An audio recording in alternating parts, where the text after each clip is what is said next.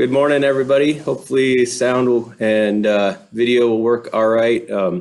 We're joining you from the Diarmond room, but there's just 4 of us here, so I guess a lot of folks are tending to still like Zoom, which is completely fine, but thanks for joining us.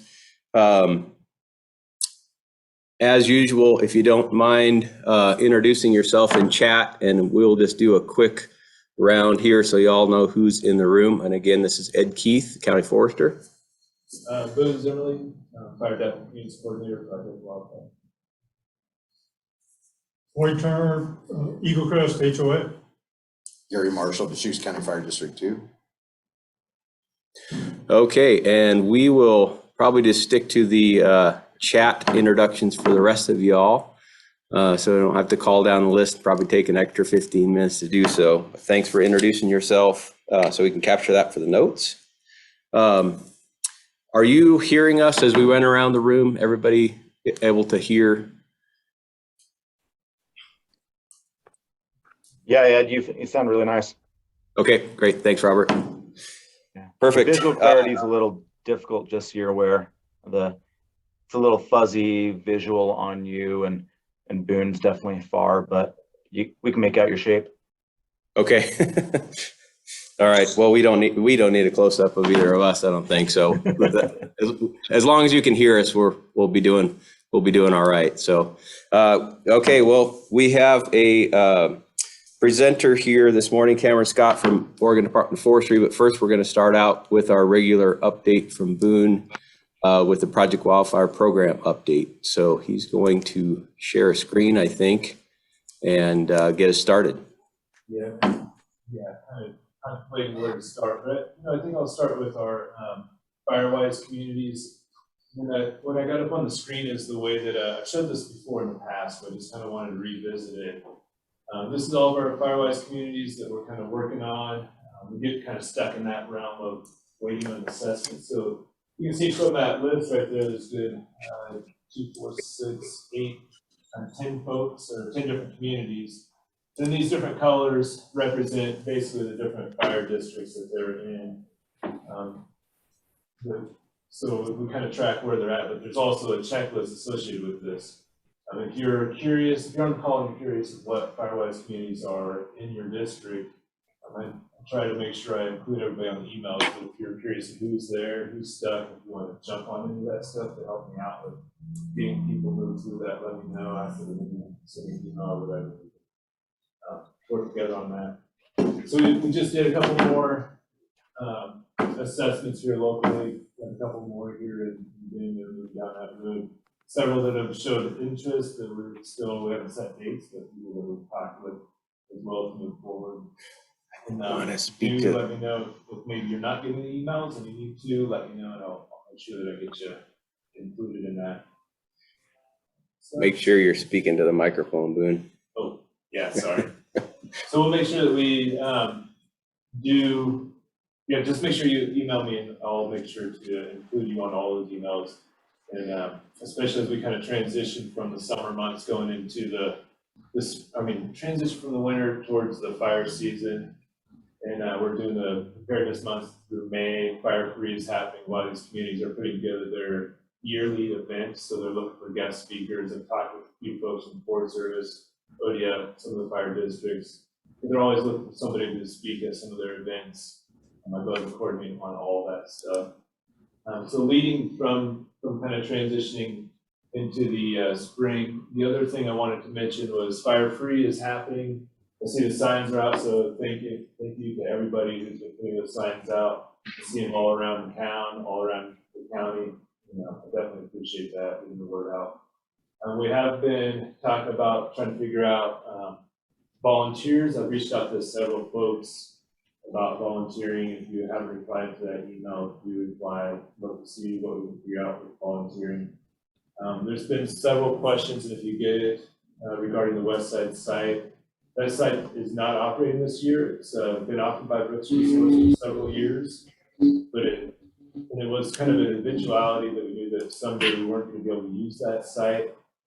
And this year, with development going on, construction activity over there, we reached that point where we just no longer could sustain supporting that site over there.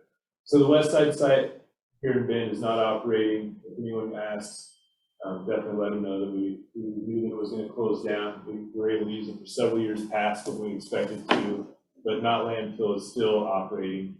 While not landfill is a longer drive for several of those folks, it's still significantly shorter than the majority of people within Deschutes County. It's still a good option over there. And then the last thing that I wanted to kind of hit on, I can stop sharing the screen. Yeah, and folks, when you're standing over there saying your audio's a little low, so yeah. Sorry, I'll come in way closer. The last thing I wanted to cover was our CWPP revision. So this year, as you know, we have 7 CWPPs in the county on a 5-year rotation. This year is the Greater Redmond CWPP. We've started that process. We've gone through our first meeting to actually talk about our accomplishments, look at the plan, kind of get an idea of the way that it looks. Some of our priorities were looking at the map and where the actual boundaries lie. We have a very slight change that we may be doing on the west side of the boundary. I shouldn't say may, we are doing on the west side. We're moving it from splitting some private land to going out into the BLM land, so we're not splitting anybody's ownership between the two, between the Sisters Plan and the Redmond Plan. We've also got the inclusion of the Lower Bridge RFPA, which was recently created and still in the beginning phases of becoming an RFPA. But we've included those folks so that they're on the CWPP. Our next meeting is actually this week, and we should be really close to a final draft, if you will. But we're approaching that quickly, and we'll be discussing our outreach program or plan for how we're going to share that out to folks to solicit for any kind of review or input. So we're looking for those emails in the near future and releasing that CWPP. And CWPP, too many acronyms, Community Wildfire Protection Plan. Got that in there. And I think that's everything that I've got that are kind of the big rocks I'm working on right now. Lots of presentations happening, so still kind of working down that road. The one thing that we did have, I mentioned last month, that I think is worth mentioning again, is we were looking at putting on some of our principal space classes, and we've somewhat backed off of those, working with the Oregon State Fire Marshals, with Heather Miller, I believe she's probably on the call here somewhere. They've been planning to do some classes that is the NFPA class, so we wanted to give them that opportunity. It's a much more robust class than what we put on. So it covers a lot of the same topics and fully aligned with what we're talking about, but I'll let Heather talk to that later as we do updates, if there's an update for that. But if you're looking for those classes from us, we don't have those coming out right now. I think that's everything I got. All right. Any questions for any of the topics that Boone covered?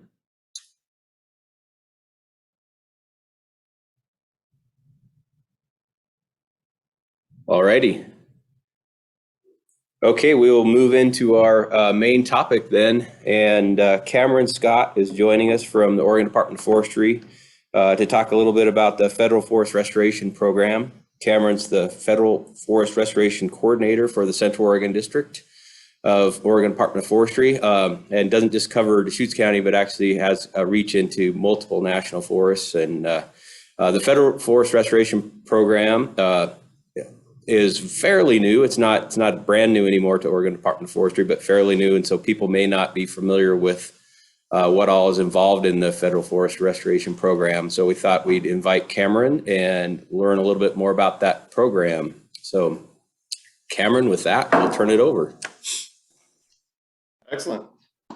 Well, good morning, everyone. Thanks to Boone and Ed for having me this morning. Yeah, so I'm going to talk a little bit about the FFR program, Federal Forest Restoration, with ODF and the Good Neighbor Authority. First, I'll give you a little bit of background on myself. Yeah, so my background's actually in fire. I started fighting fire in 2013.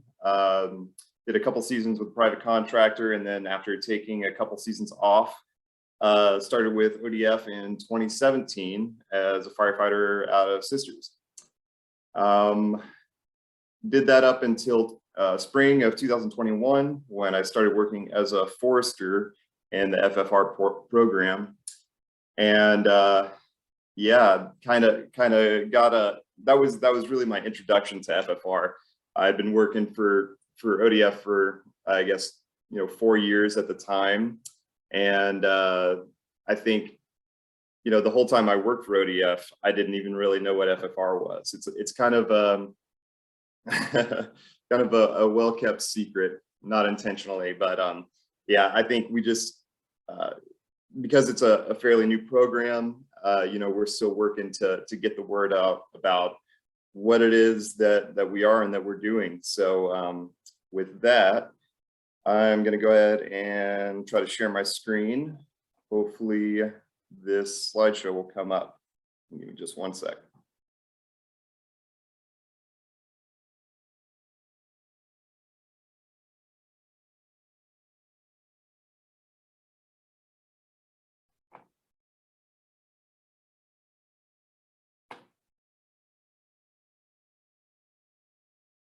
All right, can everybody see that?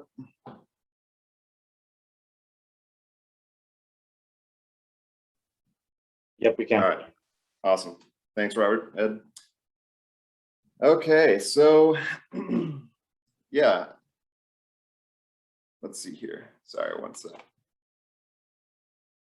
All right, so something that I'll be talking about a little bit today, it are some changes, I guess, that are going on within ODF.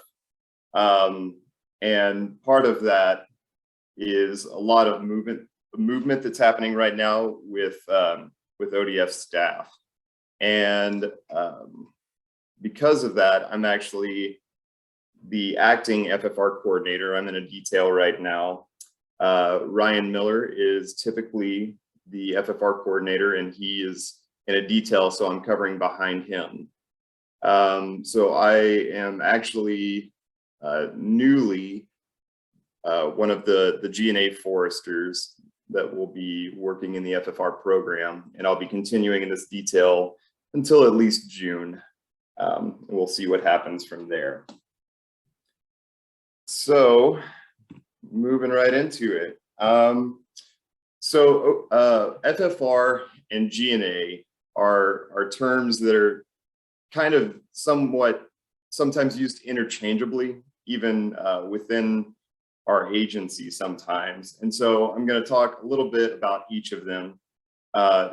What the FFR program is, kind of a little bit of background on that, where it came from, what GNA is and how it's being used and how it can be used. And then what FFR has been doing locally, and then what's to come, what we are going to be expecting in the future. So to get into this, yeah, a little bit of background on the FFR program. So we can trace its origination back to 2009, when the Federal Forest Advisory Committee was convened by the Oregon Board of Forestry.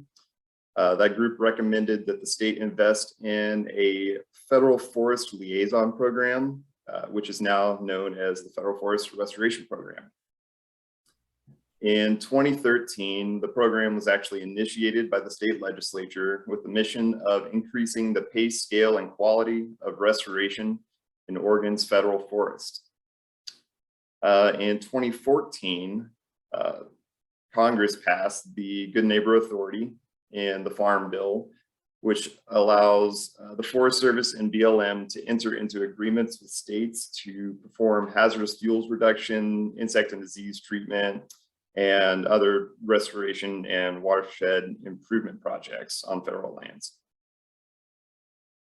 In 2016, the FFR program was expanded statewide, and GNA began to be used in Oregon to complete restoration activities on federal forest lands.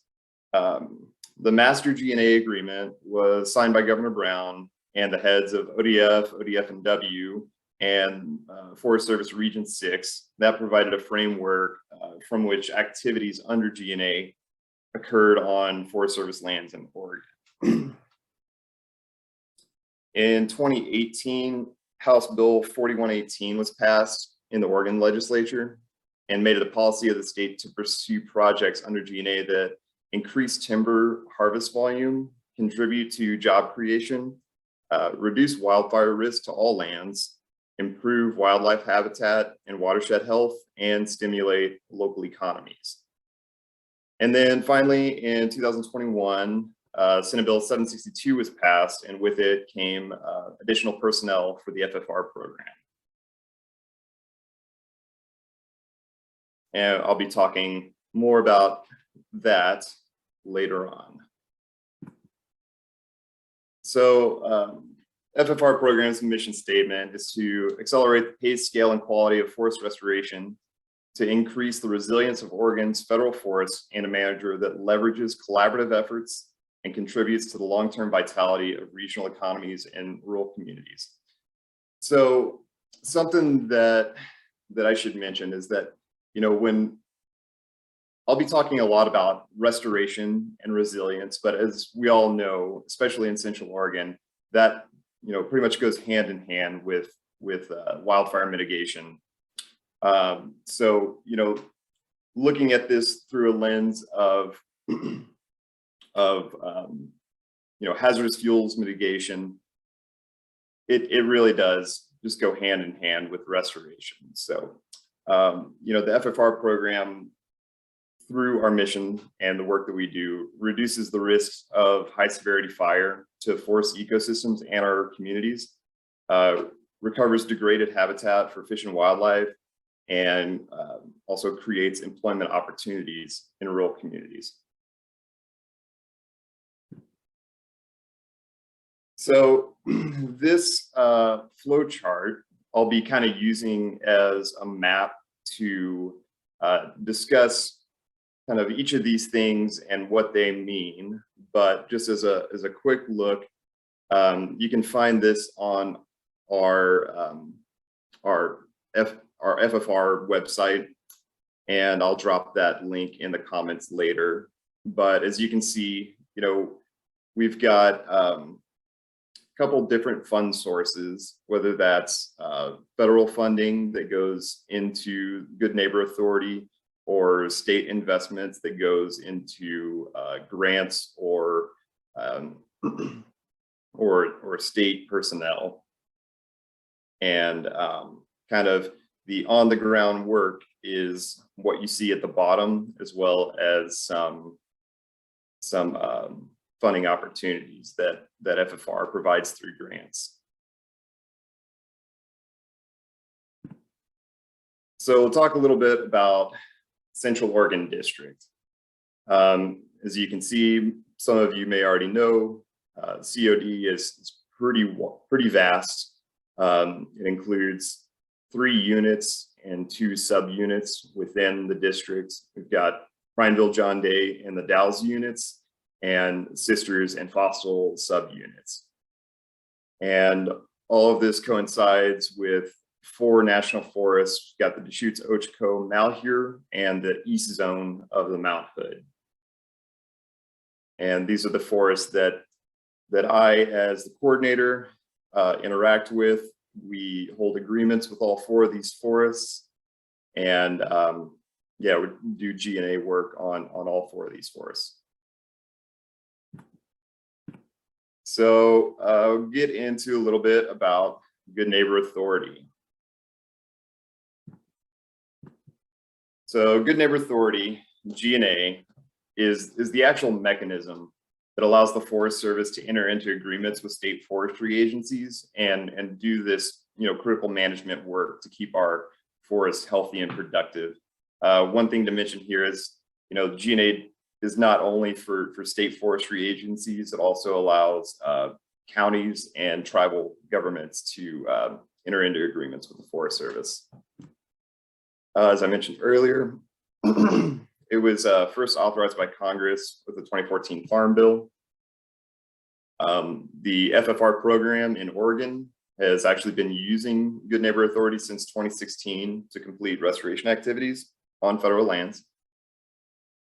And, you know, some of the activities that are allowed under GNA include, these listed here: hazardous fuels treatments, insect and disease control, tree planting or reforestation, habitat improvement, road improvement or decommissioning, specifically related to restoration. It's a little bit of a gray area because, something that is specifically excluded from Good Neighbor Authority is road work, but when it's related to a restoration project like timber sale, that is something that ODF can take on through Good Neighbor Authority. So also treatment monitoring and project planning and preparation, and I'll get into more of that as we go on. So something I just wanted to kind of show you guys a brief picture of. I know you probably can't see it very clearly, but this is an annual report that the FFR program puts out. It's kind of the metrics of what has been done annually, and well, I guess since 2016, how many agreements we have with how many forests, what activities are being done, and how many, what's planned for the future, and what's actually been done, timber sales, NEPA planning, and all this report will be available on our website. Like I said, I'll drop that link in the comments after this presentation.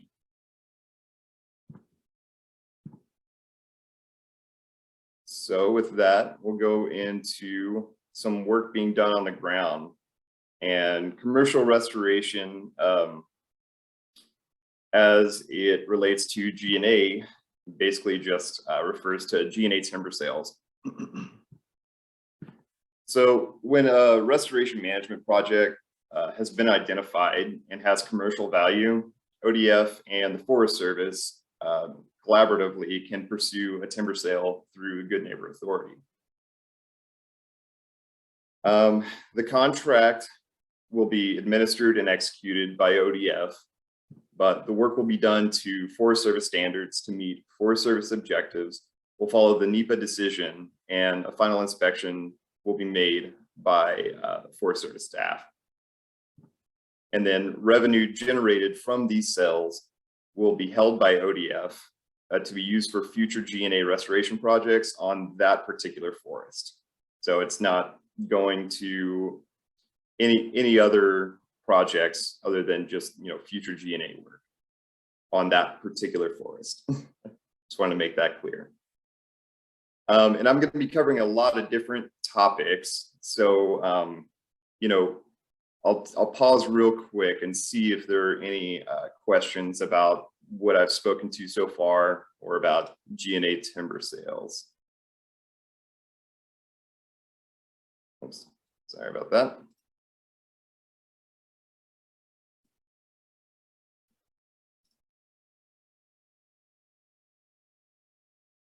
And I actually can't see the Zoom chat, so if anybody's got a question, just go ahead and speak up. I don't see any questions in the chat quite yet, and I don't see anybody with their hand up or off mute, so Okay, I think great. you're good so far. In that case, I will continue on. All right, so some more on the ground work that ODF does through GNA is non-commercial restoration.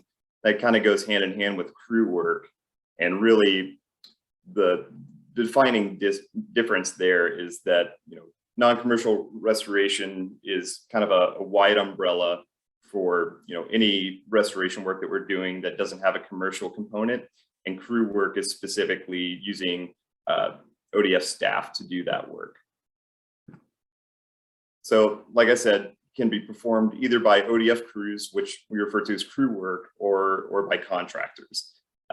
Examples of non-commercial contract work are like, I think on the Mount Hood, we've done some contract mastication in the past, and we've got plans to do more of that in the future.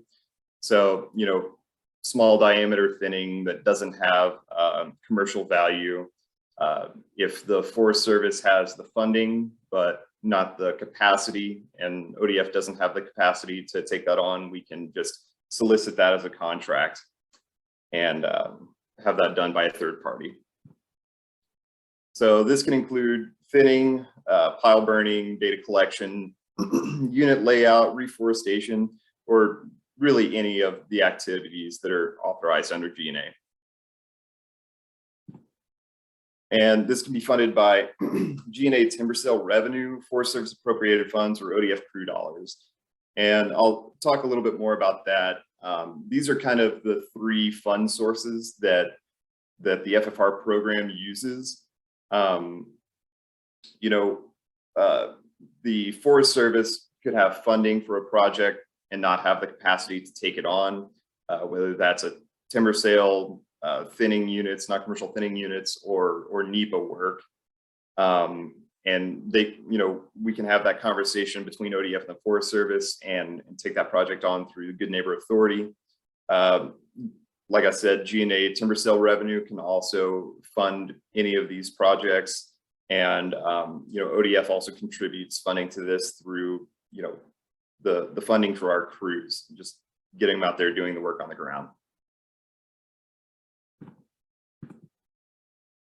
So we'll talk a little bit more about NEPA and the PACE grant.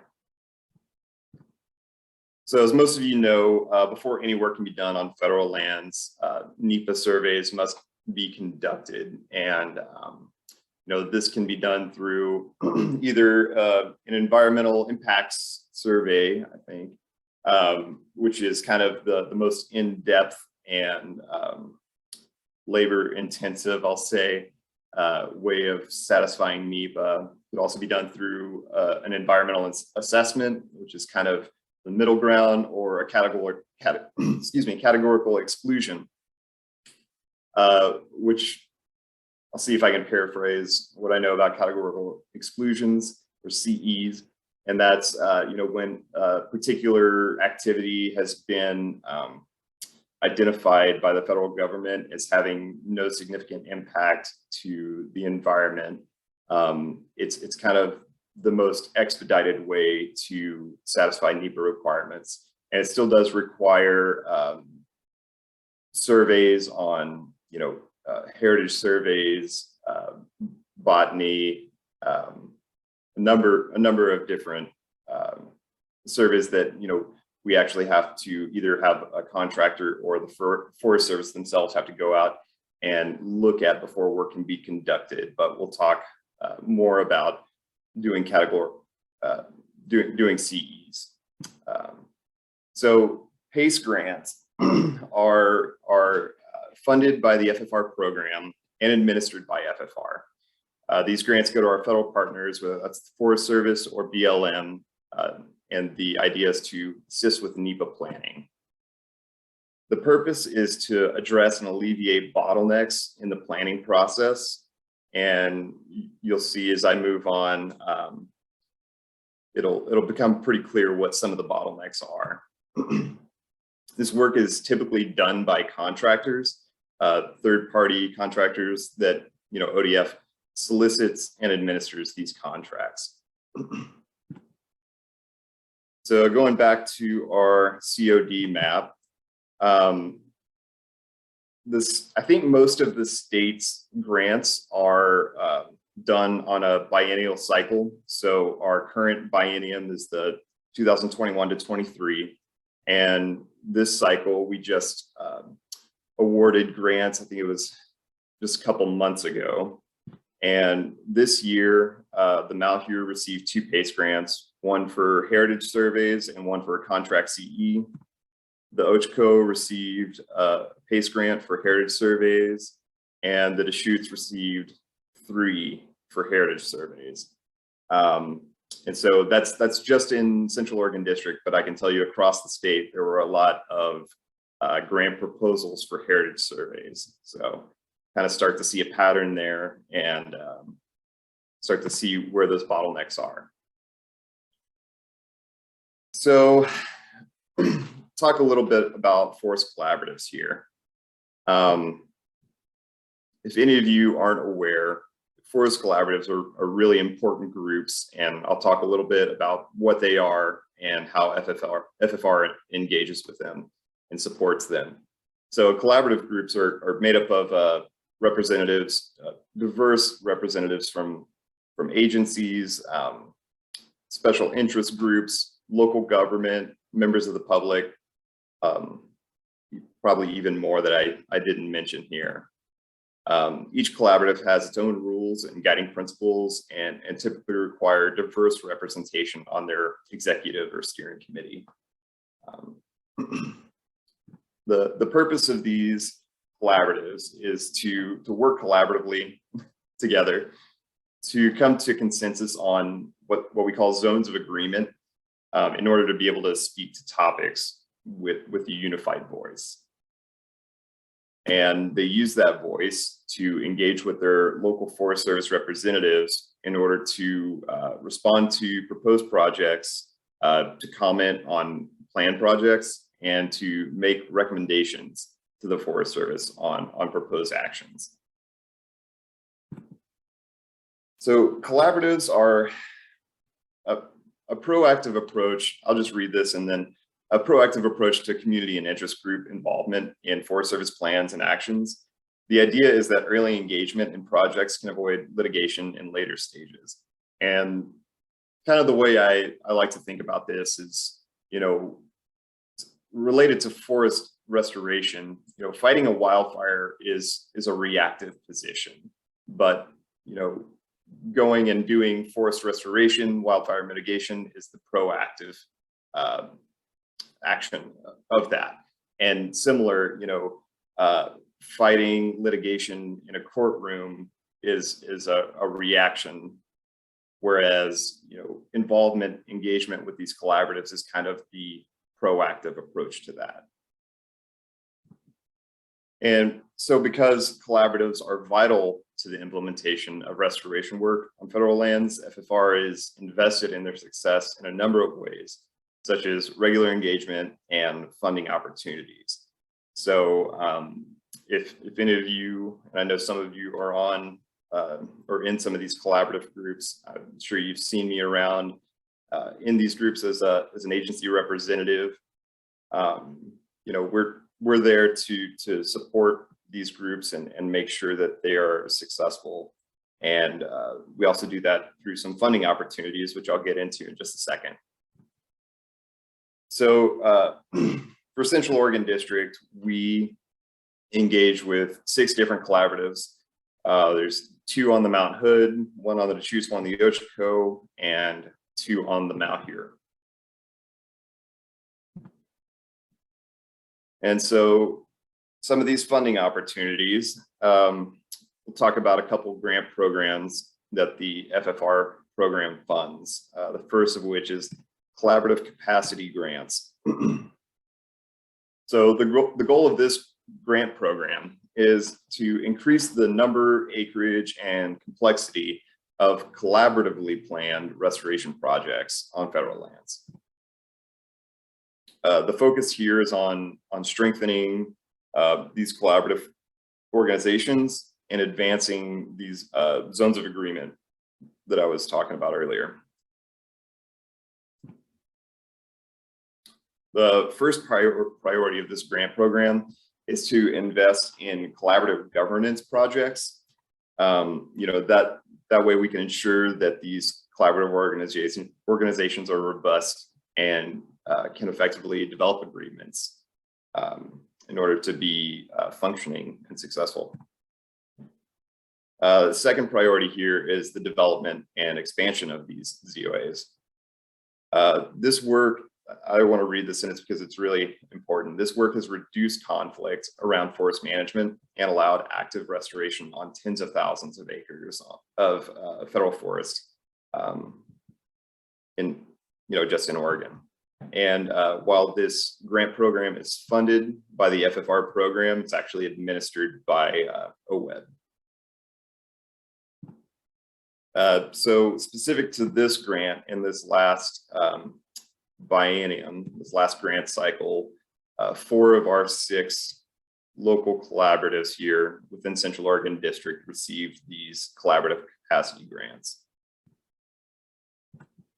And then the other grant programs specific to collaboratives are the technical assistance and science support, or task grants. These are actually really exciting. I think they're really cool. The purpose of these is to expand the capacity of collaborative groups to increase pace, scale, and quality of restoration on federal lands.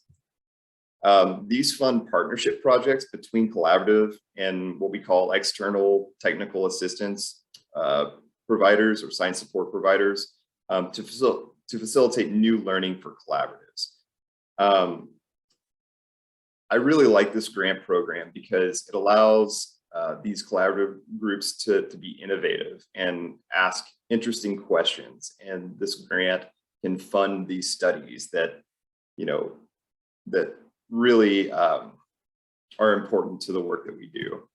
So some examples of these are fire study histories that provide site-specific information in order to inform future restoration projects, outreach and communications, workshops, trainings, other learning and networking opportunities, monitoring to support collaborative learning about the effects of specific treatments or restoration activities, and collection of analysis of biophysical data that supports the planning of restoration treatments. So in this last grant cycle, on the Mount Hood, we funded one task grant that the Hood River and Wasco County Collaboratives proposed jointly. This grant is going to be done by Andrew Merschel from OSU and his team, and it's going to be doing a fire history study for kind of the whole east zone of the Mount Hood. What they're going to be looking at, using like dendroecology, is to really create a to gain a wider knowledge of what the fire regime has been historically in that area, and the idea is that the collaborative can use that information to guide recommendations for restoration activities in that area. DCFP received one task grant for mapping user-created roads and trails. I think this was specific to the Garrison planning area in the Citrus Ranger District. And Blue Mountain Forest Partners are going to be doing a study on forest carbon storage potential across landscapes. I think that was a really interesting and innovative concept that they're going to be taking on. And I'll be interested to see what comes out of that. And OFRC is going to be continuing, actually, I think, like a phase 2 on their study of effects of dry forest logging on steep slopes. So that's tethered logging on steep slopes, east of the Cascades.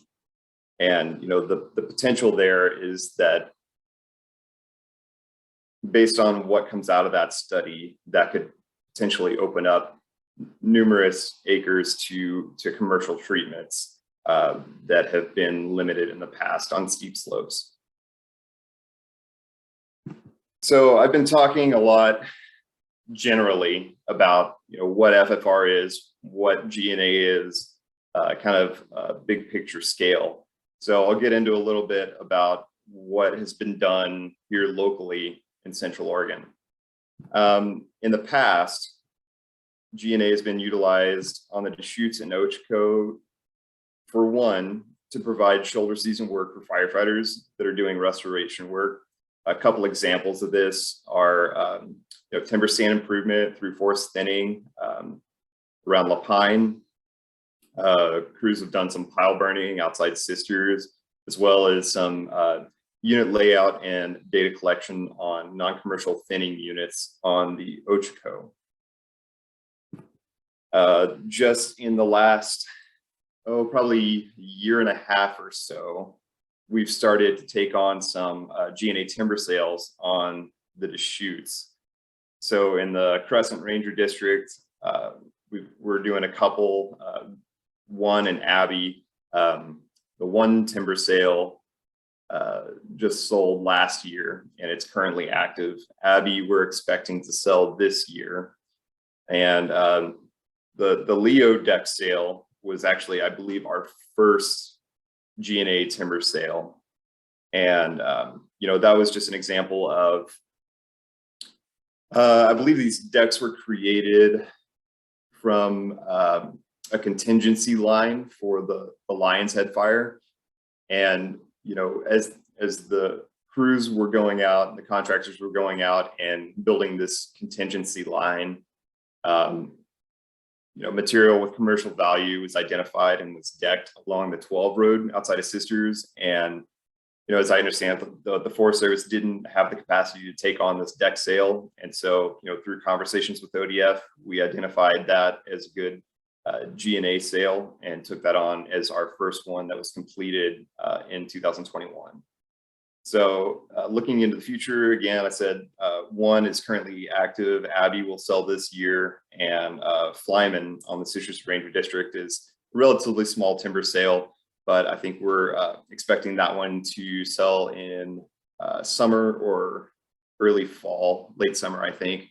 And that one actually has a really large service component to it as well, whether that's, you know, road reconstruction or a lot of small diameter thinning in there. That will all kind of take place in that same area. And then we actually did our first contract CE on the Deschutes, which was the 42 road CE. This was one that was funded through, I believe, through Forest Service appropriated dollars. And again, you know, Forest Service identified this as an area that they wanted to take on for restoration work, didn't have the capacity to complete the CE on their own. So, you know, ODF took this on as a contract CE. And that one was just wrapped up, I think, in February. And then so looking into the future, you know, what's going to happen with FFR, with GNA here locally? What we're expecting is an increase in acres treated through Good Neighbor Authority, whether that's commercial, non-commercial, or, you know, assisting with planning. And, you know, like I said, it's all right there. You know, and this is going to be, we're expecting this increase because of, for one, increased federal funds from, you know, infrastructure bill for forest restoration, resilience, and wildfire mitigation. That can all be, well, we're expecting a portion of that to be used through GNA to get a lot of restoration and mitigation work done, as well as increased ODF staffing. Senate Bill 762, which I mentioned early in the presentation, actually provided for new positions within FFR in Central Oregon to boost our capacity. And it's something we're really excited about. I can talk to you a little bit about this here. You can see that this was kind of a map across the state of our FFR staffing. All of these that are outlined in red are all new employees. As you can see, you know, the state is really investing in the FFR program and the work that we're going to be doing. And to zoom in to Central Oregon, you can see that what we had in the past was, you know, basically just the FFR coordinator position and one forester, NRS1 GNA forester out of John Day. We also have 4 FMTs in John Day, which makes up a 5-person GNA hand crew. This crew does a lot of work on the mound here, whether that's, they do a lot of thinning and burning work, as well as some data collection and monitoring. And the really exciting thing that you can see here is in Prineville, we're gaining 6 new positions. That'll be 2 foresters and 4 FMTs. So we're going to have a brand new GNA crew based out of Prineville to be doing work on the Deschutes and Ochco, as well as an NRS 2 forester, which will be kind of taking on more of the contract administration for timber sales, for NEPA planning, and for non-commercial restoration work.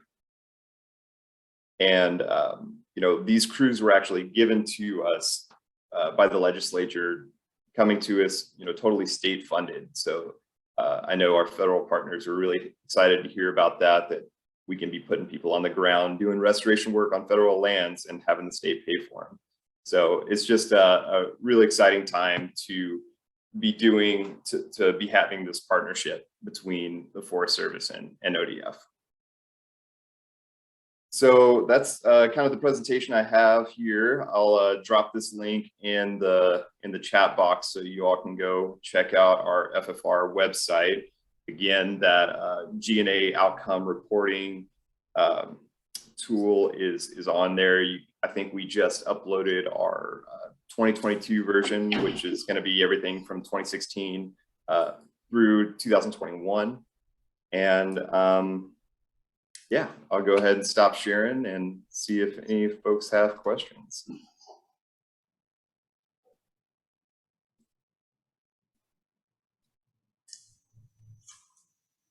Bear with me a moment. Dean has a question. All right, as you're kind of coming out of there, Cameron, I would just, I see Dean has a question. I just wanted to comment a little bit more specifically. You covered a couple things, but as somebody that sits on the steering committee of the Deschutes Collaborative Forest Project, we've definitely been a beneficiary here locally of this program and some of the funding streams that you've talked about. And just wanted to highlight one. You mentioned Andrew Marshall doing a dendrochronology study up on the Mount Hood, and a few years back he also did a study here on the Deschutes that looked at fire history and mixed conifer. And going into that, we actually had a much different picture of what that might have been than what it actually turned out to be. And so we used that task funding to fund OSU in cooperation with the Nature Conservancy to look at that fire history and mixed conifer, and then use the collaborative capacity grant to develop a mixed conifer recommendation to the Deschutes National Forest that the collaborative then agreed on, and then was implemented with a couple different projects called Lex and Q. And so that all kind of just fell in place over a number of years. But anyway, I just wanted to mention that funding was really kind of integral to both funding the research, but also putting that research into practice, and that fed right into a couple different vegetation management projects that are now being implemented on the ground. So it definitely translates over the years from you know, what may look like an academic study to actually acres getting treated and people agreeing to that treatment because of the research that was funded there. So just one example here that I've kind of watched over the years, that just want to provide that context for people, and definitely have appreciated ODS funding of the Deschutes Collaborative. That's been a really main part of our funding to keep that collaborative going and keep people at the table and talking about what we can agree on for those forest restoration treatments. And it's really been integral to the work that we see getting done, especially here west of Bend and north of Sisters. So just wanted to provide that comment and say thank you to that. And I'll turn it over to Dean for a question, maybe. Yes, good morning. Thank you, Cameron. That's really interesting how that all works. I was curious about some of that myself, especially, you know, how we can increase the pace and scale and still do it in a thoughtful and helpful way for all concerned. In implementing these projects on the ground, I know there's commercial components and Forest Service and ODF and contractors. But I was curious, my question is for some of the areas that are really labor intensive and don't have a commercial component, are there going to be corrections crews doing some of the work? Thank you. Yeah, thanks, Dean. That's a really good question, actually. So to speak to maybe the situation that you're referring to, some of these areas where it's just really, you know, dense wooded areas, and we've got a lot of thinning to do. What we've done in the past and what we expect to see in the future is, you know, either getting ODF crews out there doing that thinning work, whether that's going to be this new GNA crew that I just spoke about, or shoulder season firefighters, or a combination of those, as well as maybe some Forest Service engine crews and firefighters to come out and do that work. We haven't used DOC crews in the past, I don't believe, to actually do the thinning work, but if I remember right, I think we have used them to come out and do the piling afterwards. So I would say that is probably an option into the future. There's potential for that to happen. Yeah. Yeah, thanks for the question, Dean. Anyone else?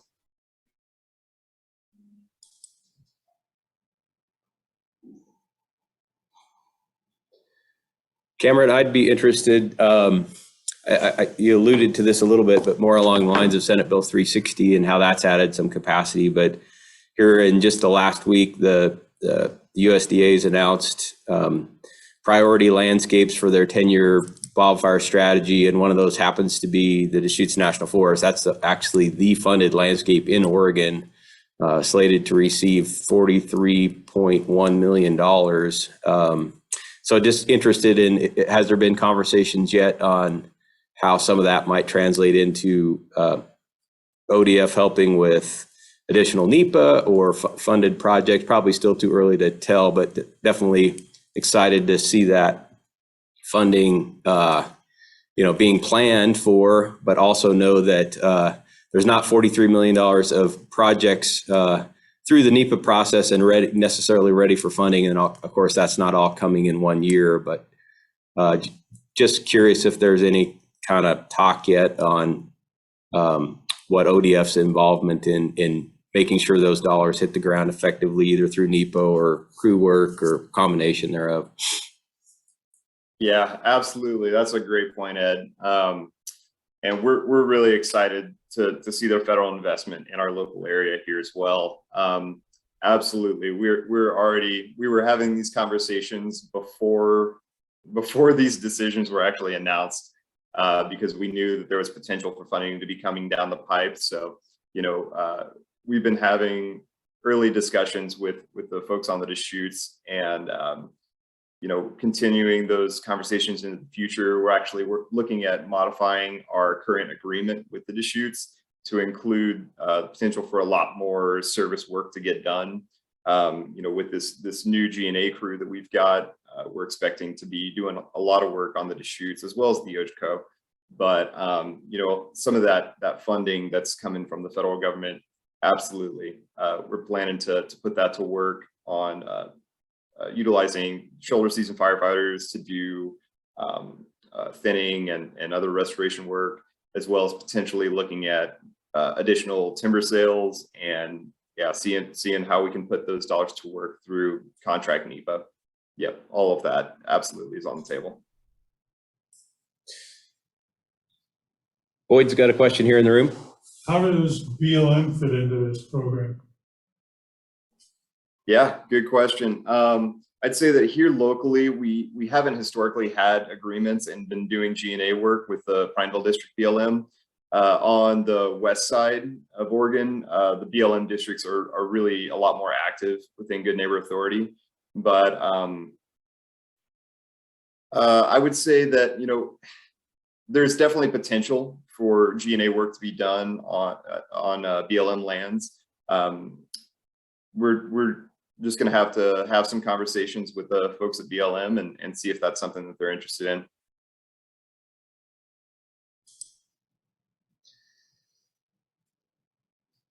All right, anybody else have a question for Cameron on this this program and how it's rolling out here?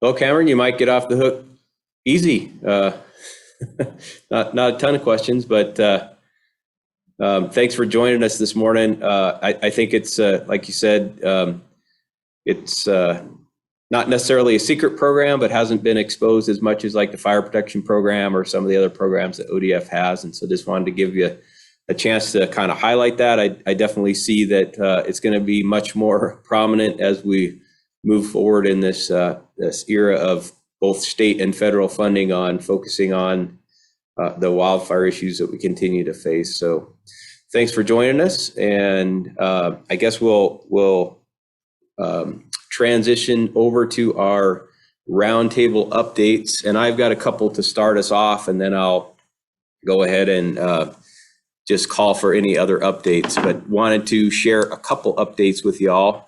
One was I wanted to draw a little bit of attention to an item that we put in the meeting announcement email through Constant Contact. It's labeled Senate Bill or SB 762 update. The Oregon Department of Forestry has been engaged in rulemaking around this, where defensible space and building code requirements are going to be required throughout the state. And the first piece of that is to map out both the wildland-urban interface and then assign risk categories to areas across the state. Those rules are now have been in draft form for a little while now, approved by the Board of Forestry a month or so ago. And currently ODF is asking for any public comments. And actually 2 minutes from now, the first public meeting is happening via Zoom. But there's also an opportunity tomorrow at 2 p.m. and again on Thursday at 7 p.m. if you want to tune into one of those public hearings and provide any comment on those rules. You can also submit any comments in writing, and that email address is on the Project Wildfire meeting announcement email, but it's sb762.rulemaking@oregon.gov. I would encourage you to give a look at those rules. It may be kind of complicated to read through them if you haven't been watching some of their rule advisory committee meetings. But you know, essentially, those are going to determine where that defensible space and building codes are required. The actual defensible space rules will be coming downstream of these rules, so they're not drafted yet. They're being drafted by the Oregon State Fire Marshal's office. But anyhow, I just wanted to make sure that y'all were aware that there's a chance for public input. And if you're interested in providing that, now is your chance to provide it. The other thing that I wanted to make sure you all were aware of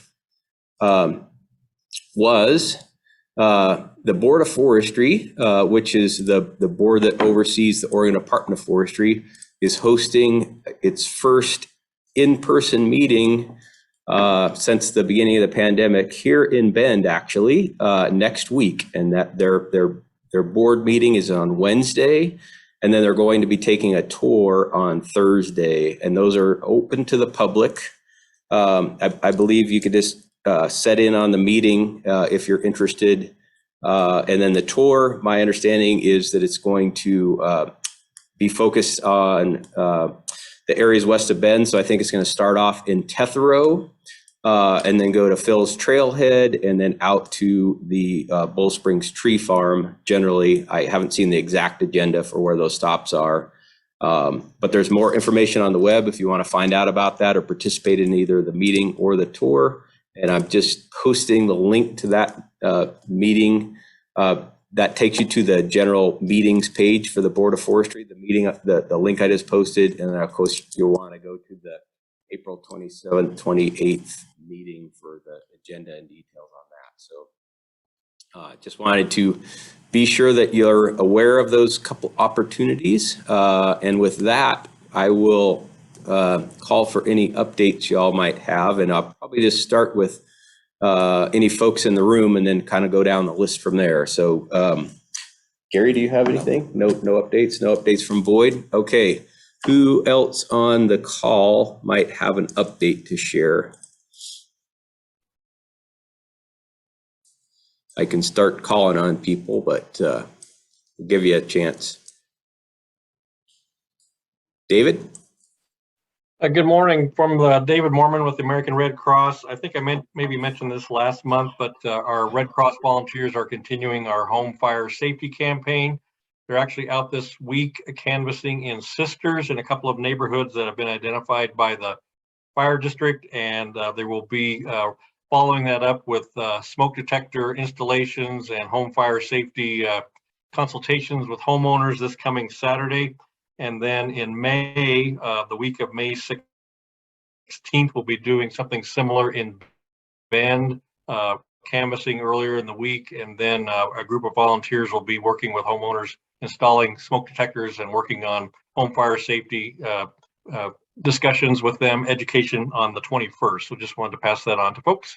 And as always, this is not just a one-time thing. Anytime folks identify homeowners that would like free smoke detector installations, they can always contact the Red Cross and we can schedule an appointment any time of the year. Great, thank you, David. We'll go to Bob next, and then I see we'll go Bob, then Heather, and then Ben, assuming that you turned your cameras on because you have an update. Bob? Thanks, Ed. Here at Mountain High subdivision, we're very worried about the China Hat Road homeless encampments and the fires that have been out there recently. That's a little over a mile south of our subdivision, and we're really looking for real solutions to that problem.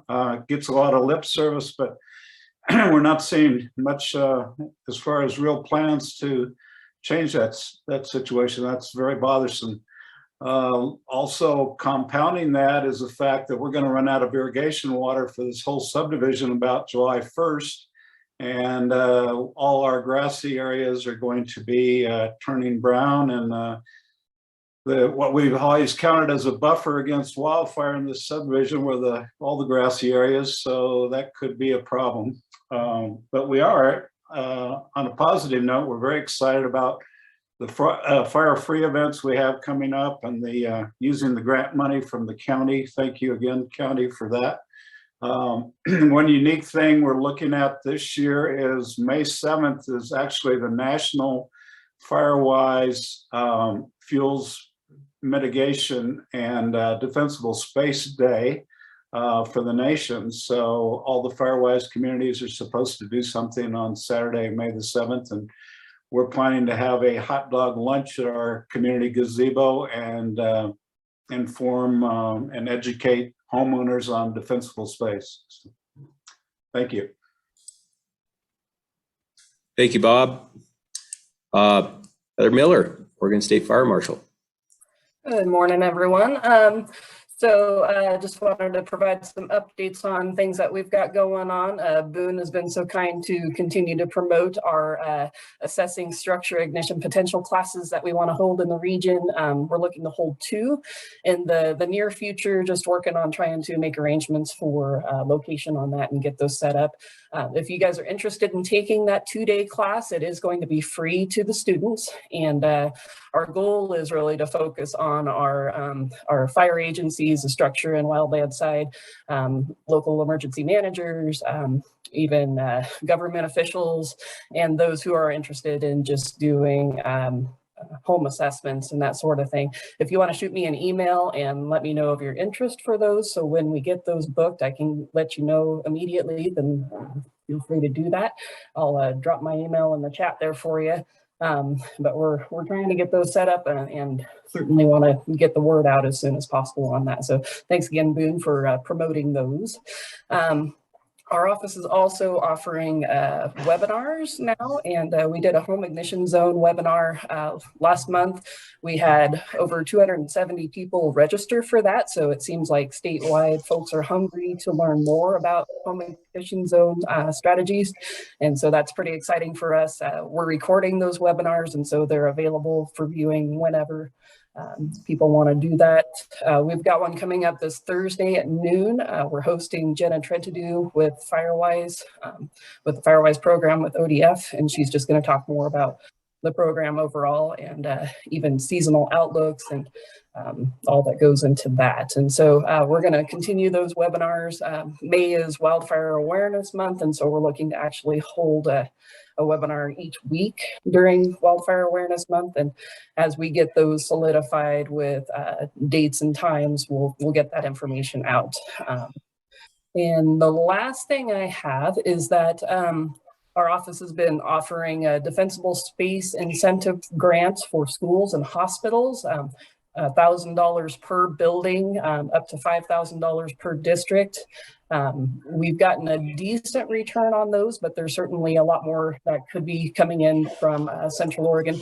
Those were mailed directly through snail mail on a list that our office tracked down. And so we've gotten some return on those. So I'll be trying to follow up with some of the school districts and hospitals to make sure that they know of that opportunity, just so they can do landscaping or screening, home hardening or building hardening, that sort of thing with the funds. So I think with that, that's all I have. If there's any questions, let me know, and I'll shoot me an email if you're interested in any of those programs. Heather, do you have a max limit on the participants for your ASIP classes? Yeah, the ASIP class, max of 40. So we're hoping for at least 30 per class and a maximum of 40. Okay. Okay. Thanks. Thanks, Heather. Banduda. Good morning, everyone. I just wanted to just a real quick introduction, I guess. I'm Ben Duda, and I'll be the acting unit forester for the Prineville Sisters unit the next 6 months or so. Normally the protection soup out of Sisters, Chris Dayton will be filling in there for me. So hold on to your hat and we'll see what I can get done this summer helping y'all. Thanks, Ben, and thanks for joining us this morning. And yeah, I just wanted to call attention also, Heather popped that webinar this later on this week, link to that. So make sure to grab that if you're interested. Anybody else with an update they would like to share with the group this morning? Dean, Upper Deschutes River Communities. Yes. Upper Deschutes River Communities will be having their first public meeting in over 2 years this Thursday. Yay! And we're going to kick off with fire mitigation going into the season here. And we'll have speakers from Forest Service, ODF, and the county, including Boone and Robert Newey and Ross Huffman. So we're looking forward to a successful meeting and kind of get things rolling again. Thank you. Thanks, Dean. Yeah, and good luck. That transition back to those public meetings is it's finally happening. So anybody else with an update for the group today? I did just want to note for the group that we have submitted Andy's name from Country Financial to the Board of County Commissioners for appointment to our insurance seat, which is very exciting. It's been, I think, 3 years since Gary Githens retired and moved on. He was a longtime participant in Project Wildfire from the insurance industry, and we've kind of been missing that voice. So I did want to let everybody know that that's appointment's been requested to the board to kind of have an insurance voice as those conversations continue to come up. So thank you, Andy, for volunteering to sit at the steering committee table. I look forward to it, and I believe Boone and I are working on, making a little presentation here in the future from my perspective. So I'll look forward to sharing that with you. Great, thank you. Okay, last call. Not seeing anybody else with their camera off or their microphone on or their hand raised. So with that, I would just put a little plug in for our next meeting, which is slated for May 17th. We are going to have Brent Steele from the Oregon State University, who has pretty recently just conducted a public opinion survey on public attitudes toward wildfire, specifically in Central Oregon. I think there's going to be some interesting insights from that survey. And so look for a little bit more information on that for May. And of course, don't forget to share out those fire free dates. That's our big event of the year that's coming up here. It's really quite imminent at this point now. So all those details are posted on firefree.org at the events tab. And so be sure to share that out within your communities. I know a lot of y'all already have had months of planning in putting events together, but just want to make sure everybody's aware that that's moving forward again this year. So with that, everybody, thanks for joining us this morning. Hopefully this was okay, but if you've got feedback for us on how this meeting went, I think we'll still plan to offer an in-person option and of course a virtual option as well. But if you've got feedback so that we can make these meetings work for y'all, let us know, let Boone or I know, and we'll plan on seeing you here next month. Have a great day, everybody.